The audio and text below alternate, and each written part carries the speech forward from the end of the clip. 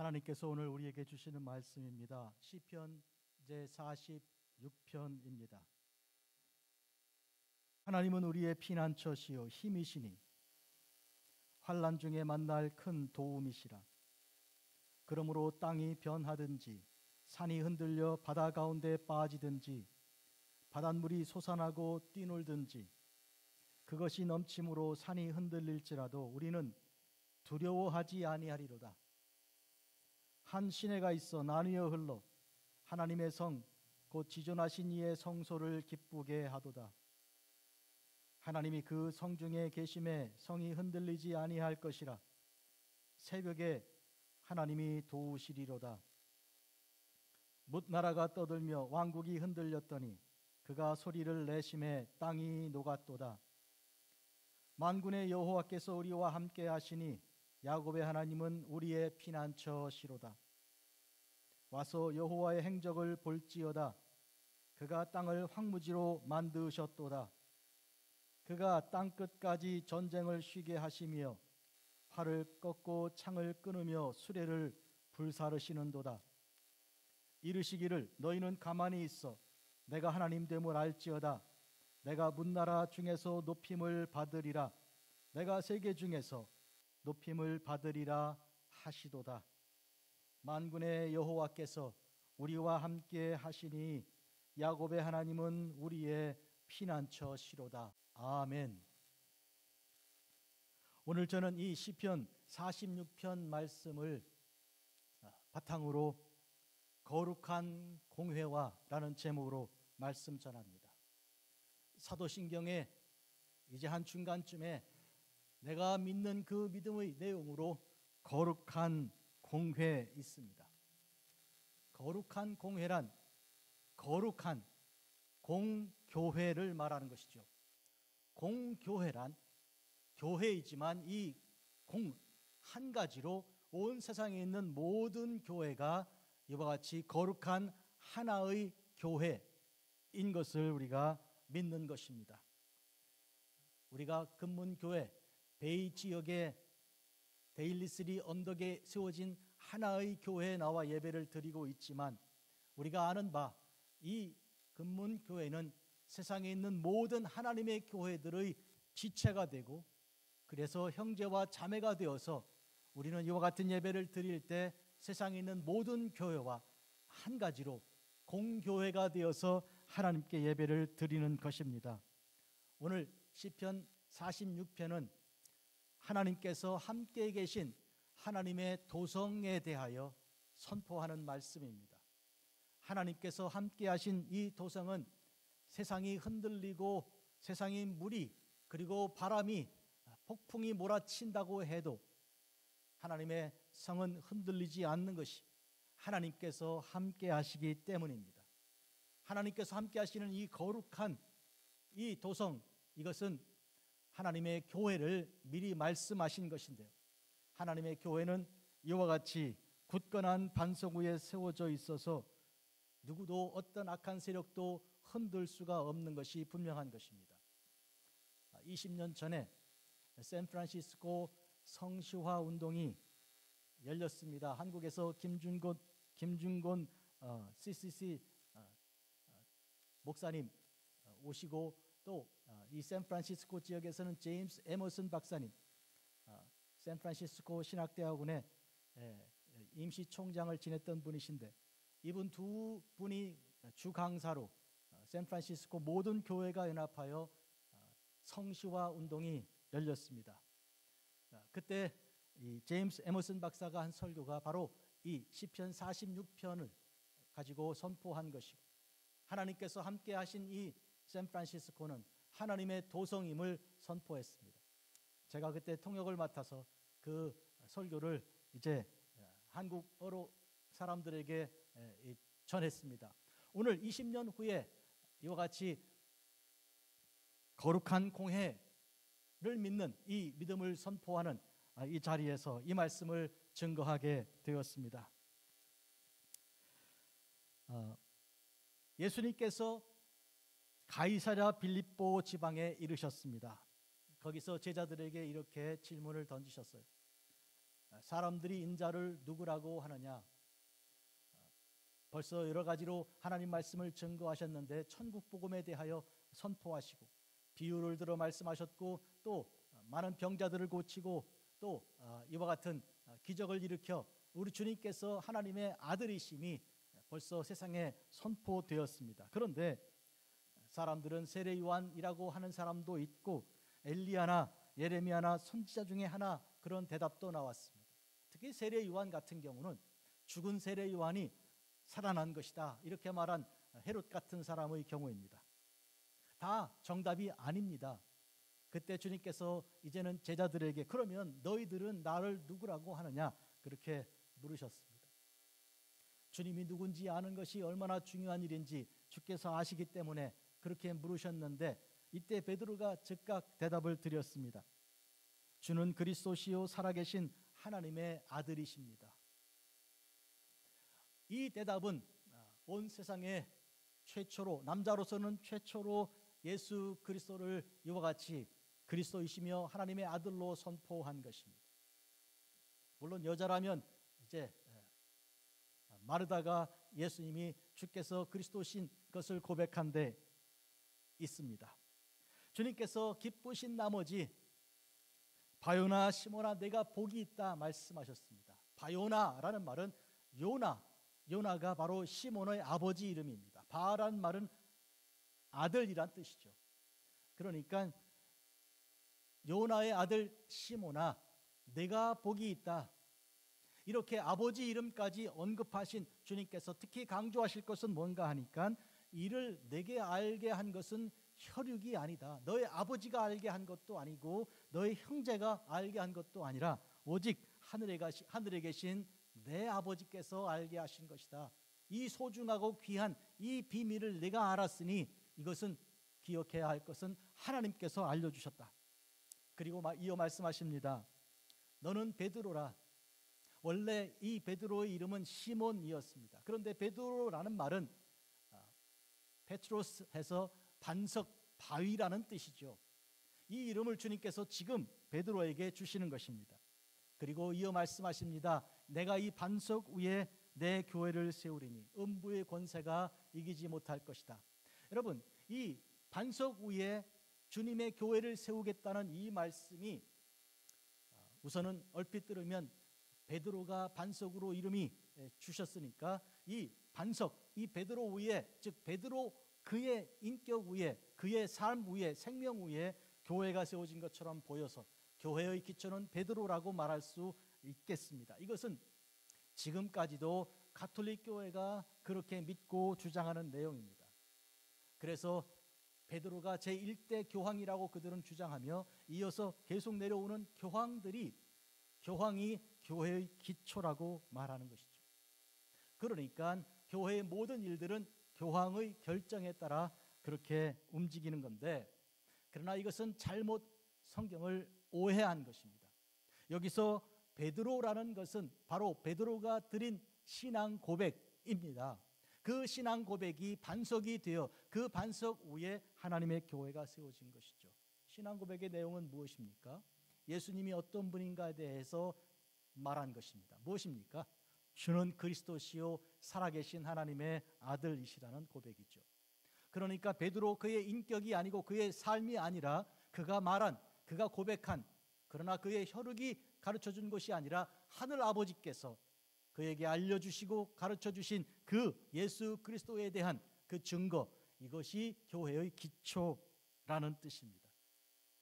이어서 주께서 말씀하십니다. 내가 너에게 천국 열쇠를 준다. 내가 땅에서 무엇이든지 매면 하늘에서도 매이고 땅에서 무엇이든지 풀면 하늘에서 풀릴 것이라. 마치 열쇠가 자물쇠를 열어내듯이 그와 같은 이제 질문과 또 그와 같은 간구와 기도가 응답으로 온다는 것인데요. 이것은 교회가 모여서 기도하는 곳인 것을 가르쳐 주시고 기도할 때 하나님께서 응답하시는 것을 말씀해 주신 것입니다. 자, 교회는 가장 큰 기능은 모여서 기도하는 것입니다. 여러분, 성전에 들어가신 주님께서 발견한 것은 장사하는 사람들이었잖아요. 돈 바꾸고요. 그리고 제물로 드려야 할 이것들을 바꾸어서 돈으로 바꾸고 장사하는 사람들인데, 가난한 사람들은 감히 그것을 감당할 수 없이 터무니없이 비싼 값을 매기니까 결국 남의 돛을 빼앗는 것이죠. 돈을 빼앗는 강도짓을 하는 그런 일에 주님께서 하신 말씀 무엇입니까? 내 집은 만민이 기도하는 집이라 그렇게 일컬음 받으리라고 했는데 기도하는 집에서 너희들이 장사를 해?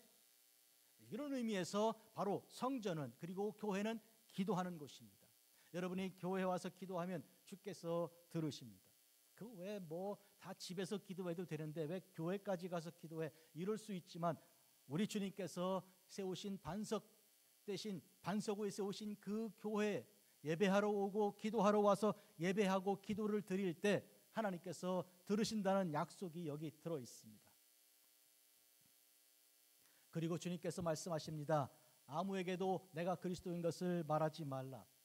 이렇게 경고하신 까닭은 섣불리 주님께서 온 세상의 구주이심을 선포되는 성령께서 선포하시는 그때까지는 오해가 불러일으킬 만한 그와 같은 일은 말하지 않도록 경고하신 것인데요. 과연 성령께서 오순절날 그들에게 임하시고 그들이 마땅히 해야 할 말을 증거했는데 뭘 말했습니까? 예수님이 어떤 분인가를 증거한 것이죠.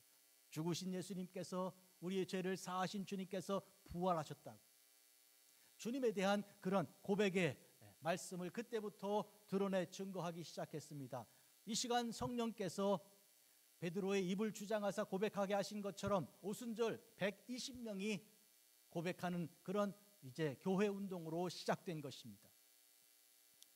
그런데 그때부터 주님께서 예루살렘에 올라가서 장로들과 대제사장들과 서기관들에게 많은 고난을 당하시고 죽임을 당하고 제3일에 살아날 것을 비로소 말씀을 시작하셨습니다. 여러분 바로 이전까지 즉 마태복음 16장에 이를 때까지는 주님은 그의 고난에 대하여 제자들에게 말씀하시지 않았습니다. 어떻게 보면 아직 준비가 안 됐다 그렇게 말할 수 있어요. 자녀들에게요 아이들을 기를 때 아이들한테 여러분 집안에 우리가 빚이 얼마가 있다든지 아니면 이런 일을 앞으로 해야 된다든지 그런 얘기 초등학교 다니는 아이들 붙들어 놓고 얘기합니까? 중학생한테 얘기합니까? 어느 정도 나이가 들어서 아이들이 일어나 독립해 결혼할 수 있을 만큼 가정을 이룰 수 있을 만큼 성장할 때가 되면 좀 얘기 좀 하자 하고 그동안 얘기하지 않았던 거 이야기하는 거 아니에요? 가장 어려웠던 거 부모로서 정말 견디기 어려웠던 얘기들을 마치 친구에게 나누듯이 말하기 시작하지 않아요? 그런 단계가 있는 것처럼 지금 주님께서도 마태복음 16장에 이르러서는 이런 단계에 이르게 된 것이죠. 그래서 여러분 복음서를 읽을 때 마태, 마가, 누가, 요한 복음서를 읽을 때 공히 하나의 방법이 있는 것이죠. 산에 올라갔다 내려오는 걸 생각하시면 되는 거예요. 산에 올라가는 것을 뭐라고 불러요? 등산.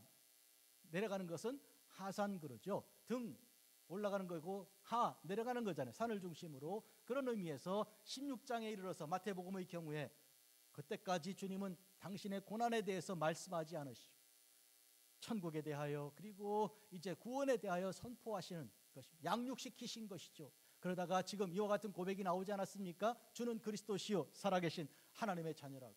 자 그러면 이제는 그들이 들을 때가 된 것이죠. 뭐에 대해서? 고난에 대해서. 그래서 이제는 산꼭대기에서 고난에 대해서 말씀하시고 그때부터 고난의 길을 주께서 친히 걸어가기 시작하시는 것이죠. 이와 같이 복음서는 한 가운데가 있는데 그 정점이 곧 당신께서 고난을 받으실 것에 대하여 십자가에 대해서 말씀하기 시작하는 때부터입니다. 우리가 전도할 때도 그래요. 예수 믿으면 그 슬픔 위로가 되고요. 건강하게 되고요. 또 예수 믿으면 잘 됩니다. 이렇게 하여서 이제 교회 문을 들어오게 되잖아요. 사탕을 주고 크리스마스 때 그리고 이제 즐거운 어떤 밖에 나가서 맛있는 것도 먹고요. 안 그래요? 그런데 이 신앙이 커가지고 집사가 되고 이제 권사가 되고 하면 그때부터는 고난을 지고 교회를 위하여 섬기고 헌신하는 그 길로 들어서게 되는 것이죠. 그러나 그때는 이미 준비가 되어 있기 때문에 그 어려운 일도 기쁨으로 감당할 수 있게 영적으로 성숙한 것입니다. 아멘. 자, 그런 의미에서 오늘 주님께서 이와 같은 말씀을 주셨는데 그런데 여러분 이때 베드로의 반응을 한번 보십시오. 예수님을 붙들었습니다. 그리고 항변하였습니다. 이 항변하여라는 말이 헬라어를 풀면 꾸짖는 걸 말하는 것이죠. 혼내는 겁니다. 아니 감히 자기가 어찌 예수님을 꾸짖는단 말입니까? 그만큼 이 베드로의 마음속에는 뭔가 지금 굉장한 것이 솟아오르고 있는 것입니다. 주님이 지금 그런 고난을 당하신다고 이 무슨 뜻이냐고. 여러분, 이쯤에서 우리는 아셔야 할 것이 베드로만 아니라 제자들 중에서 예를 들어서 야고보와 요한, 특히 요한은 요한복음을 기록한, 그리고 요한 1, 2, 3서 요한계시록을 기록한 아주 주님이 특별히 사랑한 종인, 그들이 다 주님께서 결국은 영광에 이르시되 마치 왕이 된 것처럼 권세와 권력을 누리게 될 것을 그렇게 생각한 것입니다. 육신의 세상의 권세를. 그래서 그걸 좀 나누어 가지려고 생각하고 있었던 터에 지금 주님이 지금 서기관들과 제사장들과 대장로들에게 붙들려서 십자가로 죽으신다니 이 무슨 얘기냐고. 그래서 지금 베드로가 말하는 거예요. 절대로 이 일이 주님께 이루어지지 아니하리이다. 그 말은 그래서는 안 됩니다 하고 주님을 혼내는 거예요. 지금 그때 주님께서 사탄아 내 뒤로 물러가라 하셨어요. 사탄을 물리치듯이 지금 베드로를 물리치는 것이죠. 꾸짖는 베드로를 역으로 꾸짖으실 때 특히 사탄이라고 하시고 물리치시는데 이유는 뭔가 하니까 너는 나를 넘어지게 하는 자라고. 사탄이 예수님을 넘어지게 시험하지 않았습니까? 지금 바로 베드로가 그 역할을 하고 있는데 왜 그런가? 내가 하나님의 일을 생각하지 않고 도리어 사람의 일을 생각하고 있기 때문이다. 하나님의 일을 생각한다면 하나님의 일이 너의 위에 있어야 되는데 지금 너의 위에는 사람의 일이 있다, 이렇게 되는 것이죠. 이와 같은 일은 다니엘이 결심하여 이 우상의 제물로 자기의 몸을 더럽히지 아니하리라 할 때 결심하여라는 말 표현이 하나님의 뜻을 자기 위에 올려놓고 그 말이에요. 결심이란 말은 그런 의미에서 하나님의 뜻이 자기보다 위에 있는 것인데 지금 베드로는 사람의 생각이, 사람의 일이 자기 위에 있는 것이죠. 이로써 우리가 알아야 할 것은 베드로는 그런 결코 반석이 아니라는 것입니다. 한마디로 그 위에, 베드로 위에 교회를 세우지 않습니다. 그와 같이 육신의 일을 생각하고 그와 같이 주님의 그 가시는 길을 알지 못하고 주님을 꾸짖는 자 그 위에 어떻게 하나님의 교회가 세워지는 것입니까? 분명하고도 확실한 것이죠. 그가 한 말, 그러나 육신의 일로 말한 것 아니고 하나님의 영으로 그를 붙들어 주셔서 그 시간에 말하게 하신 바로 그 고백, 예수 그리스도께서 바로 그리스도이시며 하나님의 아들이신 그 고백 위에 서게 되는 것입니다. 뿐만 아니라 주님의 그 몸 자체가 반석입니다. 우리가 아시는 대로 이스라엘이 광야를 지날 때 반석에서 물을 마신 적이 있지 않았습니까? 바로 이 반석은 신령한 이 반석은 예수 그리스도의 몸입니다. 고린도서에서는 바로 이 반석은 곧 예수 그리스도시니라 그렇게 선포하고 있습니다. 실제로 주님께서 십자가에서 못 박혀 죽으시고 난 후에 로마 군병이 옆구리를 창으로 찔렀을 때 옆구리에서 물과 피가 흘러내렸던 것입니다. 그와 같은 일로 주님의 몸에서 흘러나온 그 물과 피로서 그 영생하는 샘물로 우리가 죄에 씻음 받고 영생하는 그런 거 아닙니까? 이런 의미에서 주님은 반석이십니다. 주님, 그러므로 이 반석이란 것은 주님을 대한 고백이며 동시에 주님 자신인 것입니다. 베드로 인간 아닙니다. 그와 같은 생각 속에서 세워진 가톨릭은 그런 의미에서 큰 잘못된 성경을 알고 있는 것입니다. 이때 주님께서 이어서 말씀하십니다. 누구든지 나를 따라오려거든 자기를 부인하고 자기 십자가를 지고 나를 따를 것이라. 자기를 부인하고 자기 십자가를 지고, 바로 이 앞에 베드로가 사람의 일을 생각하던 바로 그것을 겨냥하신 뜻입니다. 사람의 일을 내려놓고 부인하고 하나님의 그 일을 생각하고 십자가를 지고 따르라고 명령하신 것입니다. 오늘 시편 46편 생각 한번 해보겠습니다. 이 시편 46편은 하나님은 우리의 피난처시요 힘이시니 환난 중에 만날 큰 도움이시라, 아름다운 이 말씀으로 이렇게 시작하고요. 그리고 만군의 여호와께서 우리와 함께 하시니 야곱의 하나님은 우리의 피난처시로다, 이렇게 마치는 시편 이 46편은 크게 세 토막으로 나눌 수 있습니다. 처음, 가운데, 그리고 마지막인데요. 그 토막을 나누는 그 기준은 셀라라는 말입니다. 셀라는 음악 용어인데 일종의 쉼표 같은 것이죠. 어떤 분들은 성경을 읽을 때 셀라를 읽어야 돼, 말아야 돼. 읽다가 셀라 이렇게 하는 수도 있는데요. 혹시 여러분 노래를 부르다가 쉼표 보고 하다가 쉼표 이렇게 말합니까? 그냥 쉬면 되죠. 그것처럼 셀라는 발음하지 않습니다. 다만 잠깐 쉬었다 가면 된다. 자, 이 셀라를 중심으로 1절에서 3절까지 첫 번째 단락이고요. 두 번째가 4절에서 7절까지입니다. 그리고 8절에서 11절까지입니다. 1절에서 3절은 하나님은 우리의 피난처시요 큰 힘이시니까 우리가 두려워할 이유가 전혀 없다. 마치 시편의 23편이 연상되는 그런 말씀이죠. 뭘 두려워합니까? 하나님이 우리와 같이 계신데. 이 첫 번째 토막이에요. 두 번째 토막은 4절에서 7절인데 하나님께서 함께 계신 곳 하나님의 성은 어떤 것인가?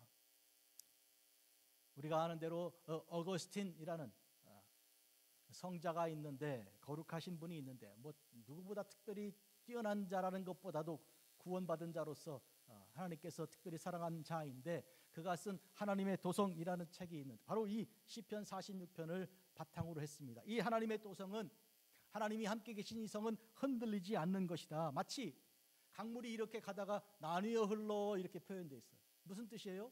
성이 어디 있다는 얘기인가요? 마치 여의도처럼 강이 이렇게 갈라져 있고 그 가운데 딱 있으니까, 옛날에요, 이 좋은 성은 어디다 위치를 하고 있는가 하면 강이 이렇게 있어서, 그래서 그 성을 들어가려면 강을 건너야 되는 거예요.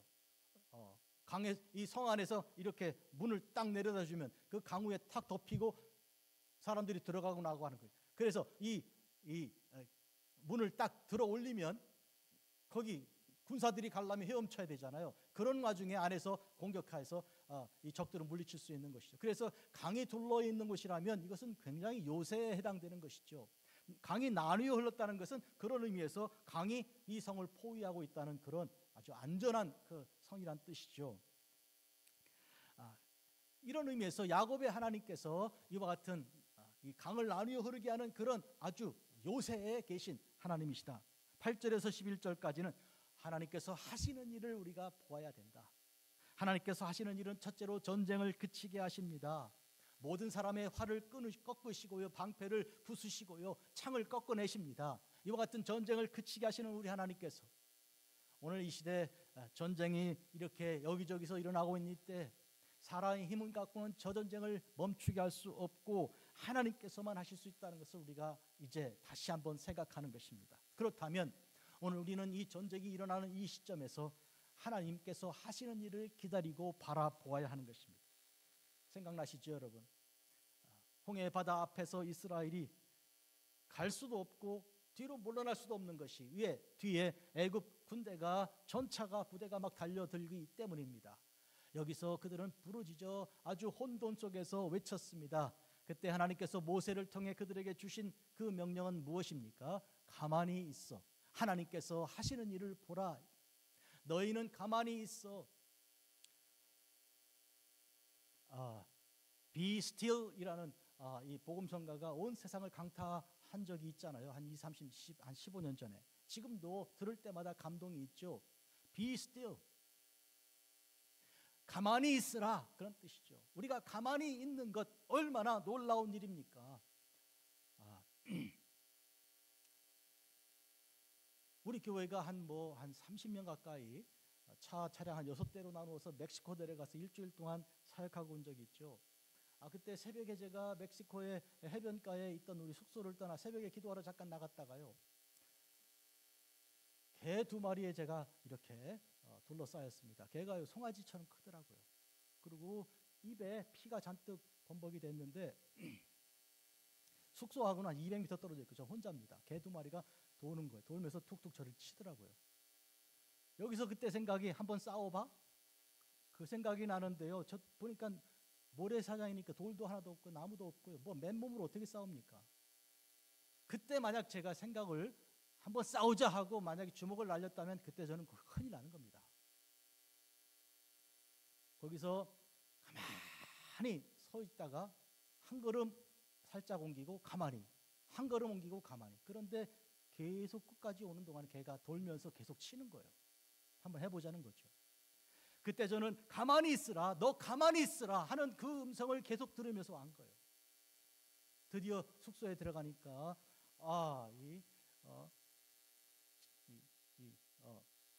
집사님 한 분이 막 이걸 들고 막 응급 그거 처방 하나 들고 쫓아나오면, 왜냐하니까 온몸에 피가 범벅이니까. 이 개 얼굴 입에 묻었던 피가 온몸에 다 묻은 거예요.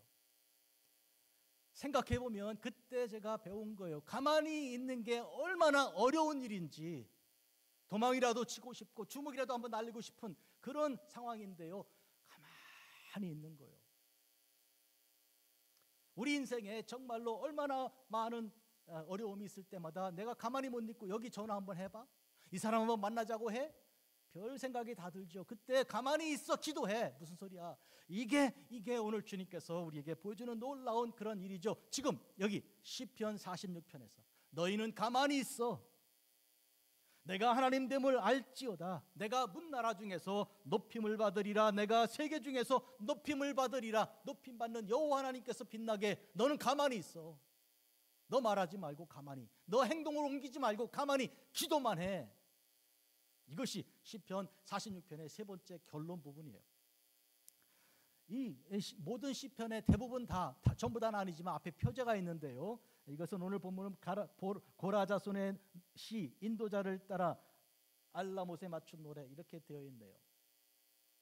고라자손은 찬양을 맡은, 하나님 예배를 맡은 그런 특별히 이렇게 선택된 사람들입니다.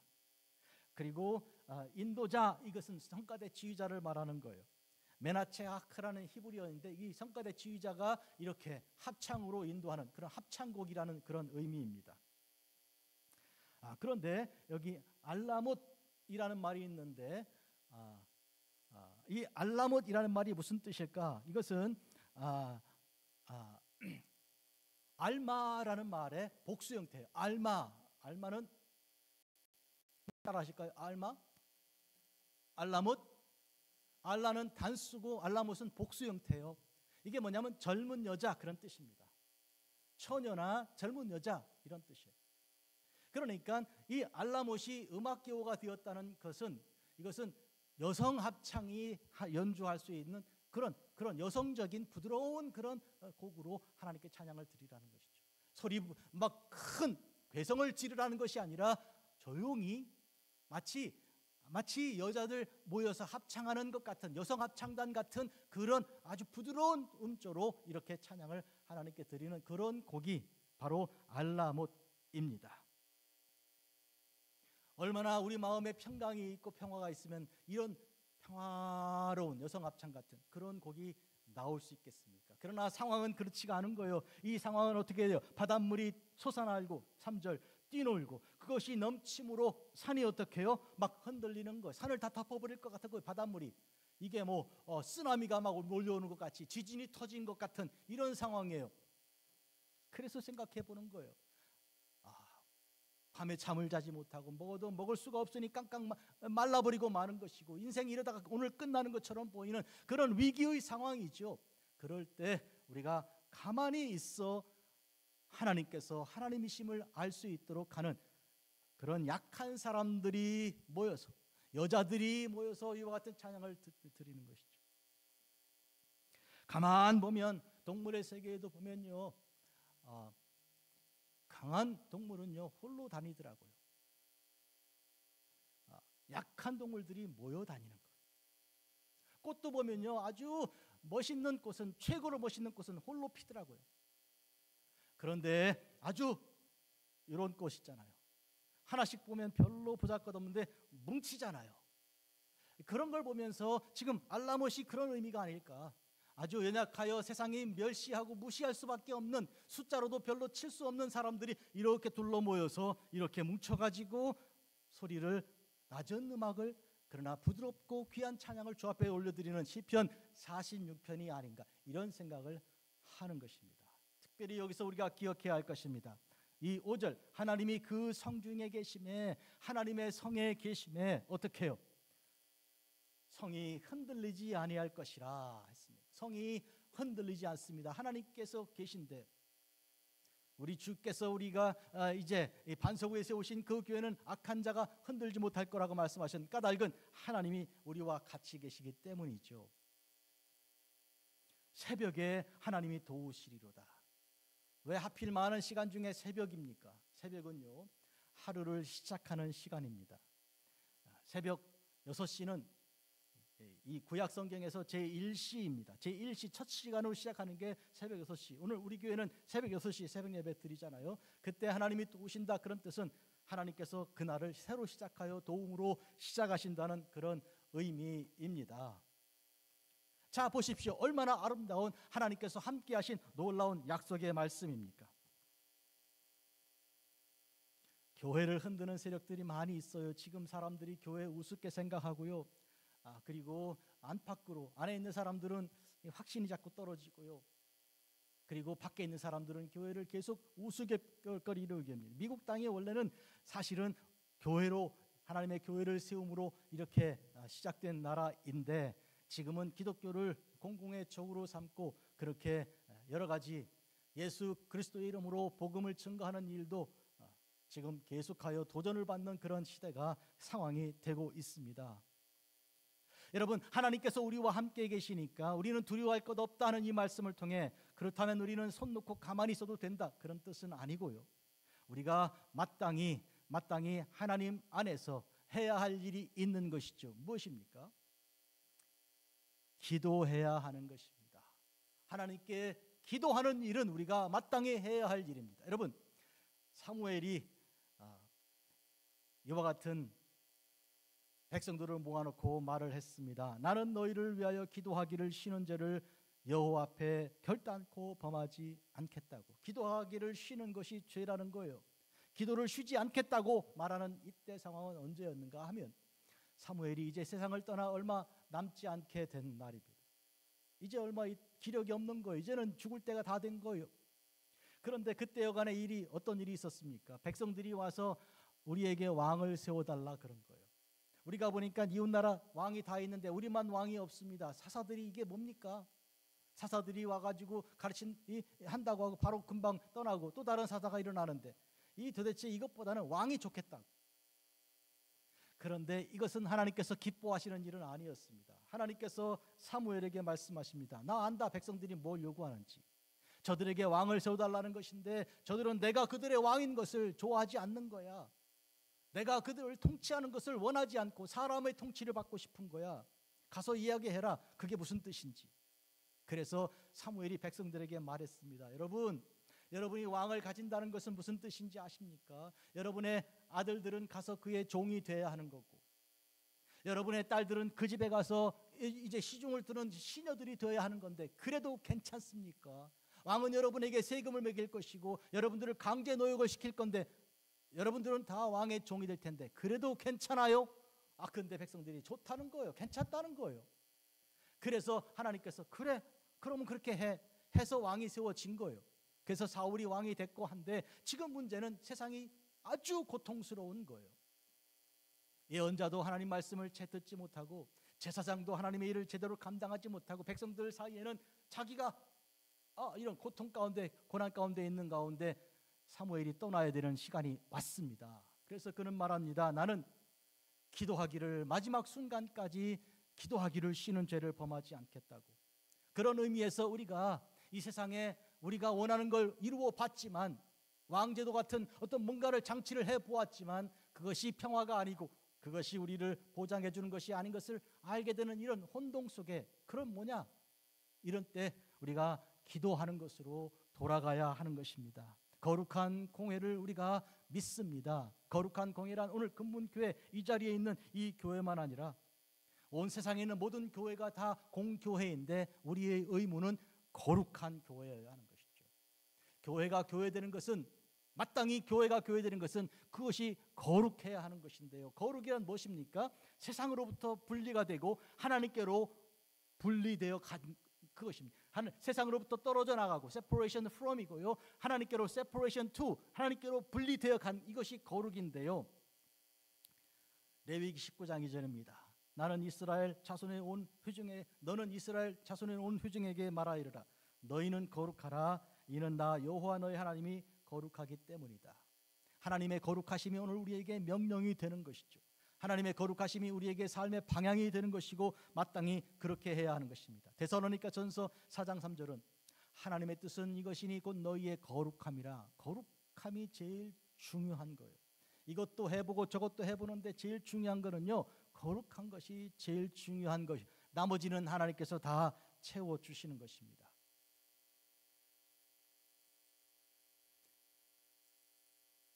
오늘 말씀 묵상한 목회기도에서 묵상한 요한계시록 14장의 한 부분이죠. 이 사람들은 여자와 더불어 더럽히지 아니하고 영적인 의미에서 다른 이방신에게 물질에게 마음이 빼앗기지 않은 것을 말하죠. 순결한 자라. 어린 양이 어디로 인도하든지 따라가는 자며 했습니다. 어린 양 예수님을 따라가는 순전하고 귀한 거룩한 자이죠. 주님을 따라간다면 그는 거룩한 자입니다. 세상을 따라간다면 그는 거룩하지 않은 자입니다. 만군의 여호와께서 우리와 함께 하시다. 이거는 자동으로 우리와 함께 계신 것이 아니고요, 조건이 걸려 있는 것이죠. 그게 뭐예요? 우리와 함께 계신 그때는 우리가 거룩할 때입니다. 에스겔서에서 이것을 보여주고 있습니다.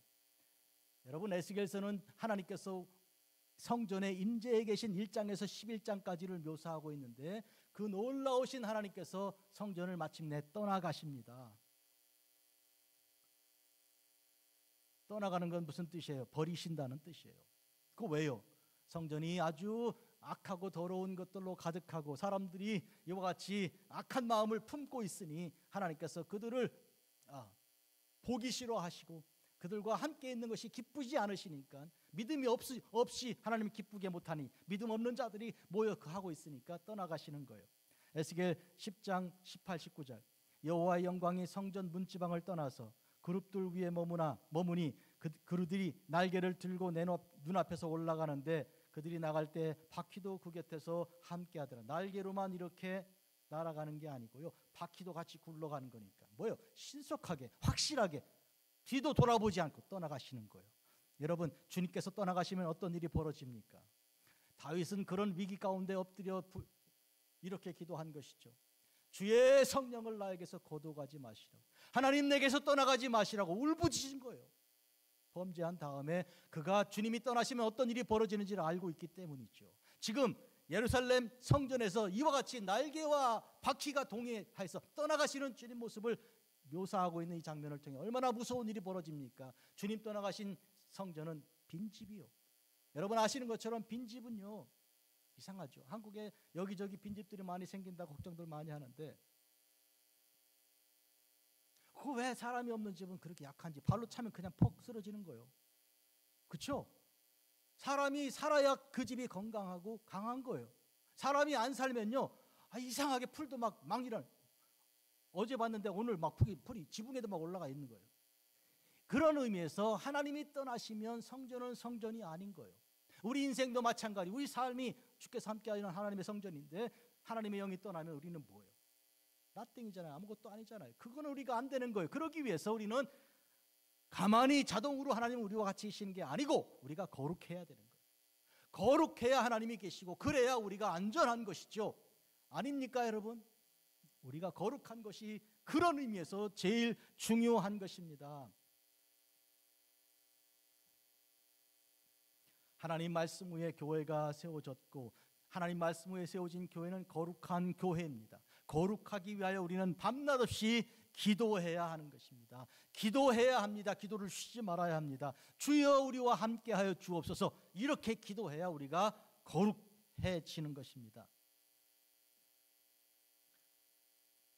오늘 아침에요, 우크라이나에서 온 선교사와 제가 통화를 하였습니다. 교회에 오기 위해서 옷을 다 갖춰 입고 차 안에서 통화를 한 15분 통화를 했습니다. 이분은 우크라이나 지금 전쟁 중이지 않습니까?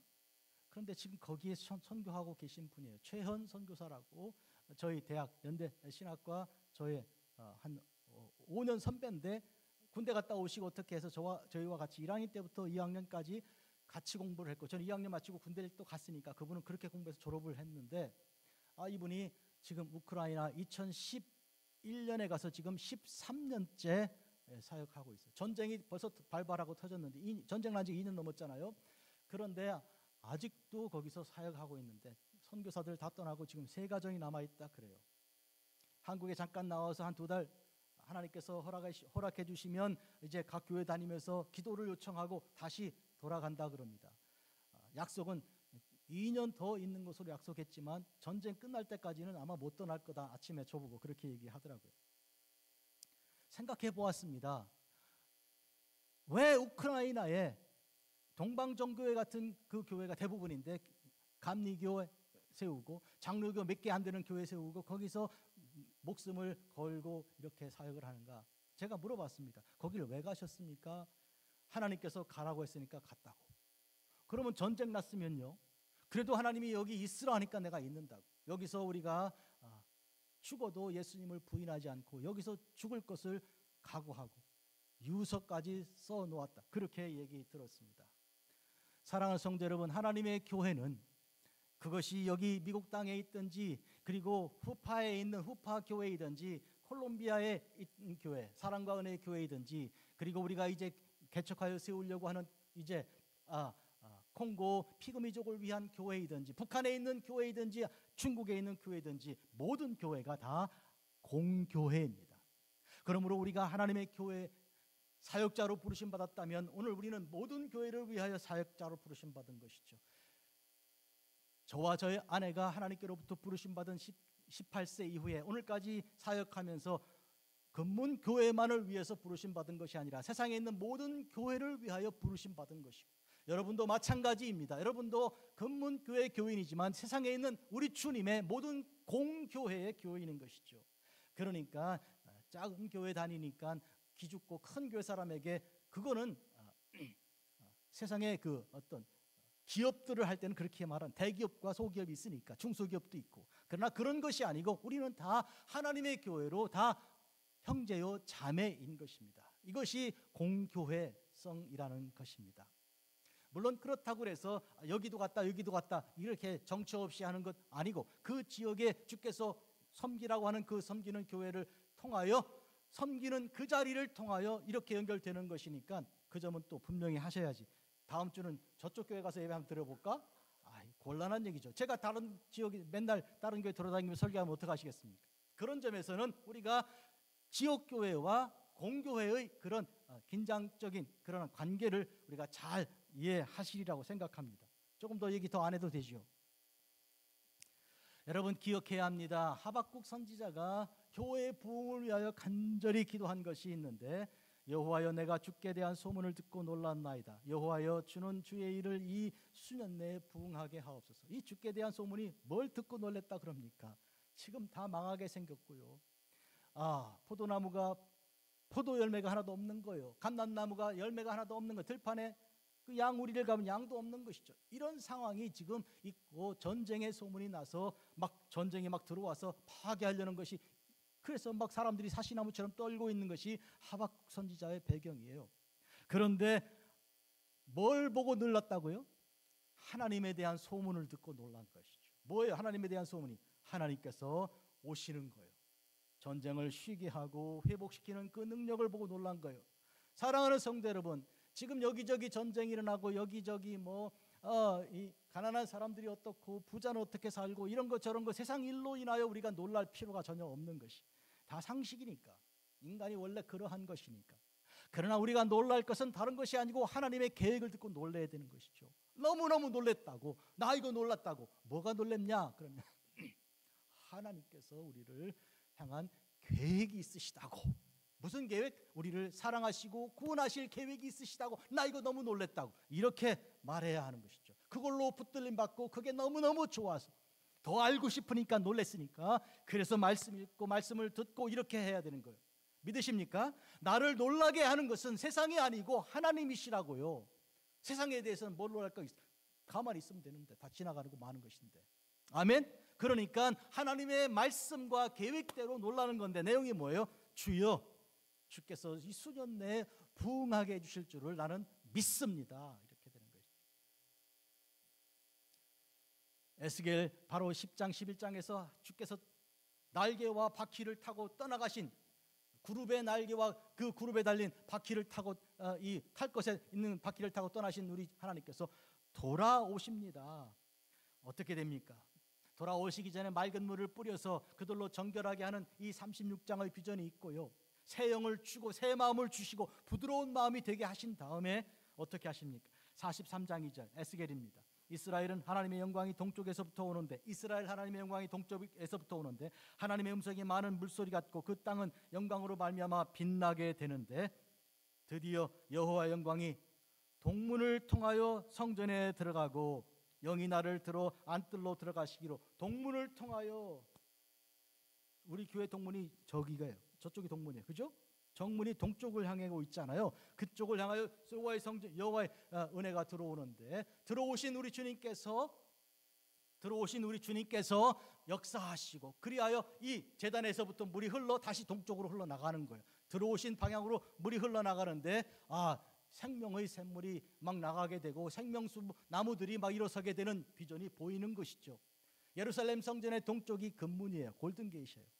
우리 교회 이름 그 근문이라는 것이 예루살렘 동쪽문에서 이제 난 것이죠. 여기 베이 지역에 근문도 있지만 예루살렘의 그 동문을 가보니까요 꽉 막아놨더라고요. 나머지 문이 한 8개, 9개가 있는데 8개가 있는데 다 열렸는데 그것만 꽉 벽돌로 막아놨더라고요. 나중에 이 메시아 예수님이 오시면 근리로 들어오신다고 사람들이 생각해서 남들은 못 들어오고 예수님만 들어오시라고 아마 그렇게 했다는 전설도 있는데요. 모르겠습니다. 확인도 해봐야 되겠죠. 좌우간 이와 같이 동쪽으로 문이 들어오시고 다시 그 동쪽을 향하여 하나님의 말씀의 강물이 흘러가는 그 놀라운 비전이 에스겔서에 있는 것이죠. 말씀드립니다. 떠나갔던 그 성전에 하나님께서 돌아오시는데 돌아오시기 전에 하신 일이 뭐예요? 성령을 통해 죄를 씻어주시고 거룩하게 하신 것이죠. 거룩하게 하시고 우리에게 돌아오시는 이 비전은 예언서에 수도 없이 많이 있습니다. 피덩어리가 돼서 발짓하고 있는 그런 정말 쓸모없고 누구도 돌아보지 않는 이스라엘을 깨끗하게 씻어서 정결하게 하시고 주께서 들어오신다. 그런 표현도 있고요. 오늘 우리의 삶에 우리가 가장 안타까워할 것이 우리의 죄입니다. 잘못 살아온 날들이죠. 그리고 나쁜 생각들이고요. 이것들을 우리가 슬퍼하고 이것들을 미워하는 마음이 가득하여 성령을 통해 우리가 이 일은 우리가 벗어 던져야 하고 또 용서받아야 할 일이죠. 그렇게 주께서 우리를 회복하신 다음에 우리에게 오실 때 우리를 떠나지 않으시고 영원히 우리와 함께 하시는 것입니다. 오늘 저는 거룩한 공회, 하나님의 교회에 대해서 말씀을 증거하였습니다. 하나님의 교회가 얼마나 중요합니까? 하나님의 교회를 향한 그런 마음이 그래서 시편 84편은 주의 전을 향하여 대로가 있는 자는 복이 있나이다 그랬어요. 그게 무슨 뜻이에요? 나하고 주님의 성전 사이에 뭐가 있다고요?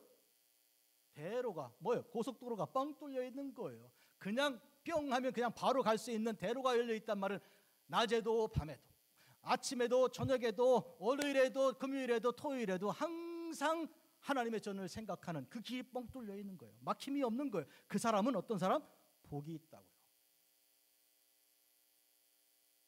기도하겠습니다. 자비롭고 거룩하신 아버지 하나님, 오늘 저희들은 거룩한 공회를 믿는 하나님의 성도들이 되어서 하나님께서 이와 같은 당신의 반석 위에 세우사 누구도 흔들지 못하는 하나님의 교회를 세워주신 은혜와 은총을 진심으로 감사합니다. 오늘 이 땅 베이 지역에 있는 근문교회와 또한 이와 같이 영으로 연결되어 있는 세상의 수많은 교회들, 심지어 전쟁의 그 고난 속에 있는 우크라이나에 있는 그 몇몇 교회들에게도 하나님께서 놀라운 빛을 허락해 주사 두려워하지 않고 떨지 아니하도록 하나님 우크라이나에 있는 그 성도들의 마음을 지켜주사 하나님께서 전쟁을 쉬게 하시는 분임을 알게 하여 주시옵소서.